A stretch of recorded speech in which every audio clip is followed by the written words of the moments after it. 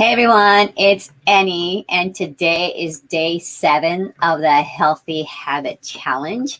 And today it's on meal planning. Okay, a lot of people get really overwhelmed with meal planning, but it can make, if you just take it one step at a time, it'll be super simple. There's so many benefits to meal planning, right? So the first one, obviously, is it's going to save you more time. It's going to save you some money.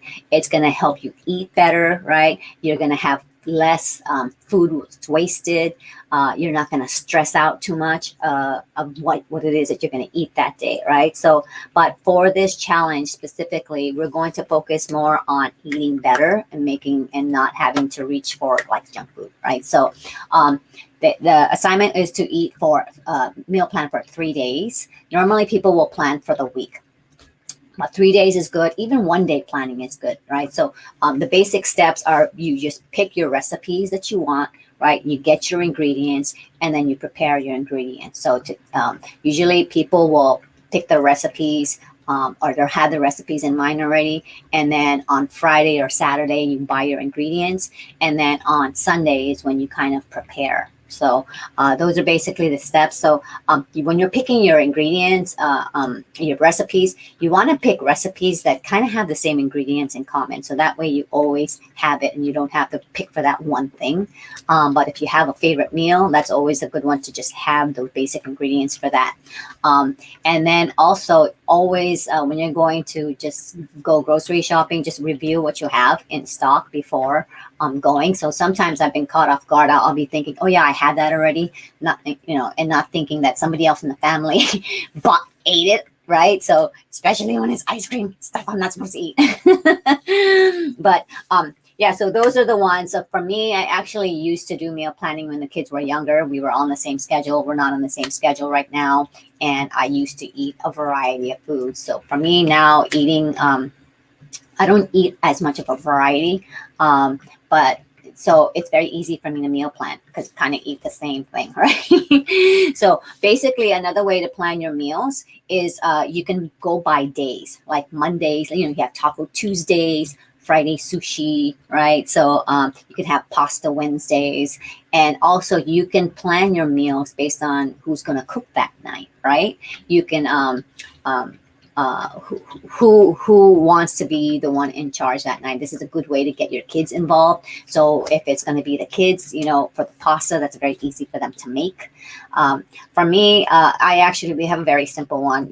Mondays chilies, Tuesday Taco Tuesdays. Sometimes we'll go ahead and do that, but we will have takeout, sushi, veggie sushi rolls. Very very easy, right? And one of the easier it is, the more you're going to do it.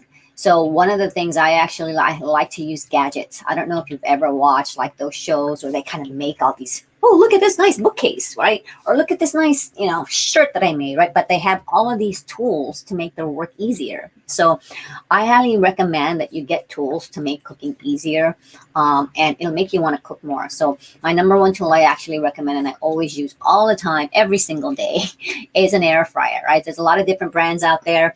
I'm testing a new brand. I'm testing a new one right now because the one I wanted to recommend is no longer available. I'm so sad because my air fryer is kind of like, it's kind of on its last leg. I've been using it for the past 3 years, I believe. I'm not sure. When they first came out, like nobody knew what an air fryer was. I kept telling people, well, what's an air fryer, right? But then the other one we also use is a pressure cooker. We use that to make our mushroom chili. I'll use that to make pasta without even having to boil the water first. And then the other one that we have is the Vitamix blender. That's where I make all of my smoothies. Those are my top 3 products. I'm actually probably will do a separate video on the things that I make in there.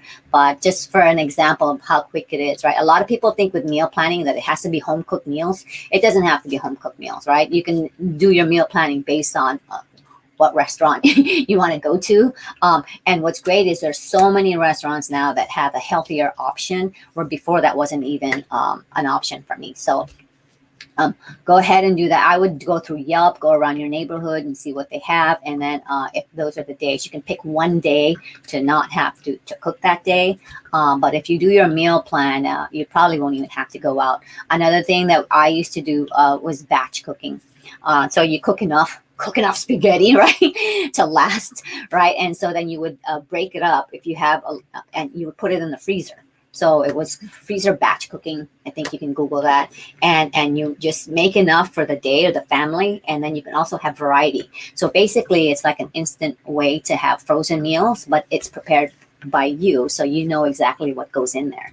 For me, I did a lot of batch juicing.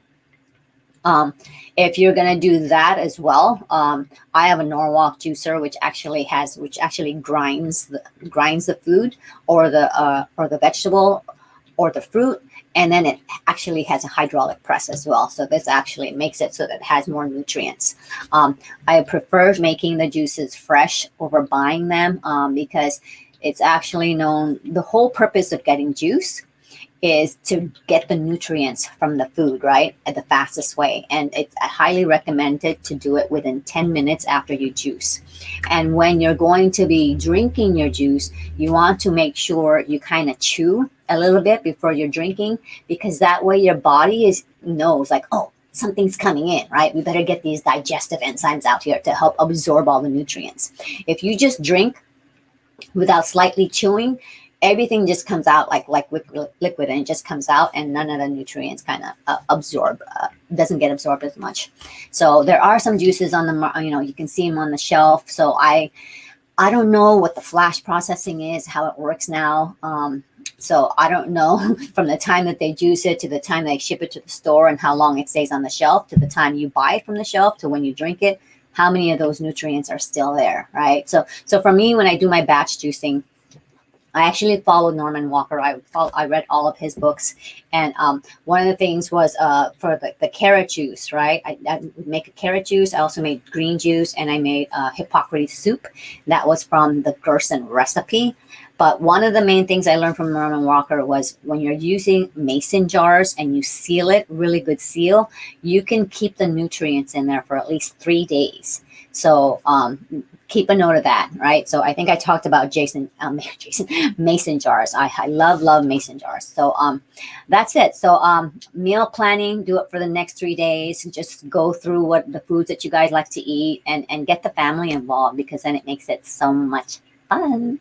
All right. I'll see you guys tomorrow. Bye-bye. Take care.